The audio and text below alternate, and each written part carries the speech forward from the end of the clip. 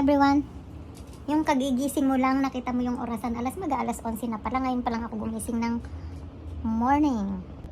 Siyempre, busy siya. Nadatnan ko na lang busy siya. Naglalaro na naman kanyang games. Yan, favorite niyang ginagawa sa araw-araw. Yung kanyang games. Ano yan? Yung zombie.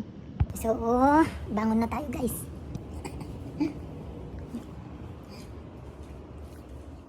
Breakfast in bed na rin ang ginawa ko. So yun nga, dahil tanghali na tayong nagising, syempre, at wala rin naman tayong ginagawa sa araw-araw kundi kumain, matulog lang at maglinis ng bahay. At yung bahay naman namin tinitiran ay napakaliit lang naman kasi umuupa lang naman kami dito sa China. Sa ilang araw ko nga palang pamamalagi dito sa China, nakapuno na ako ng isang box at iuwi ko na siya ng Pilipinas, ibabagahe ko na siya. So ayan, busy siya, pahiga-higa lang siya, busy siya sa kanyang play. So hanggat naglalaro siya ng kanyang paboritong games na zombie, magliligpit-ligpit na rin tayo. Kasi papasok siya mamaya ng mga 12:30. Schedule niya kasi is 1 to 9. Malapit lang naman kasi ang workplace niya dito sa amin, mga 15 minutes walking lang siya. So parang exercise lang niya daily. So at dahil dalawa nga lang kami sa bahay, so ito lang naman ang aking liligpitin. Napakaliit lang ng space namin. Yan. Maliit lang siya. Yan ang aking labahin mamaya. Sa araw-araw guys, nakakatamad kasi nga wala akong ginagawa. Paggising ko, katulad yan, gumising ako mga 11 na.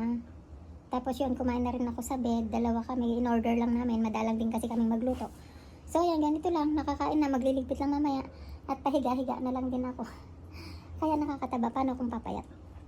Kasi wala akong ginagawa, tapos wala pang stress. Mga ilang araw na lang naman, uuwi na naman ulit ako ng Pilipinas. Yun, ganun din sa Pilipinas, wala rin naman akong ginagawa. Kain lang ng kain.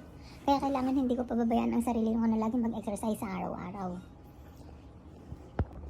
May binili nga pala kaming electric fan. Una ang binili namin mga ilang pirasong, 6 na pirasong unan. Kasi merong Chinese na nagregalo sa akin ng ng rice cooker. So, gusto ko rin siyang regaluhan kasi lilipat na sila ng apartment. Kaya binilan ko siya ng mga na unan. Pero magaganda siya, malambot. Tapos, isang electric fan.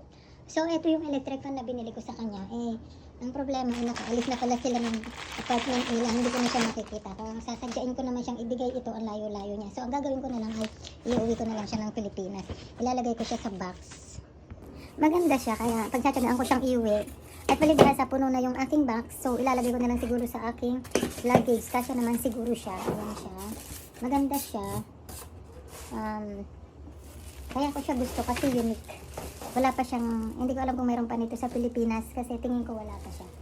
Ayan, maganda siya, malaki siya. Kaya iuwi ko na lang siya.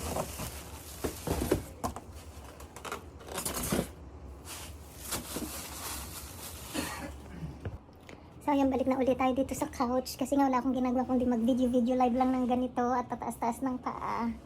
So, yun lang guys. Gusto ko lang i-share yung gawain ko sa araw-araw. Ganito lang. Trabahong tamad, diba? Ang sarap-sarap ng life ko.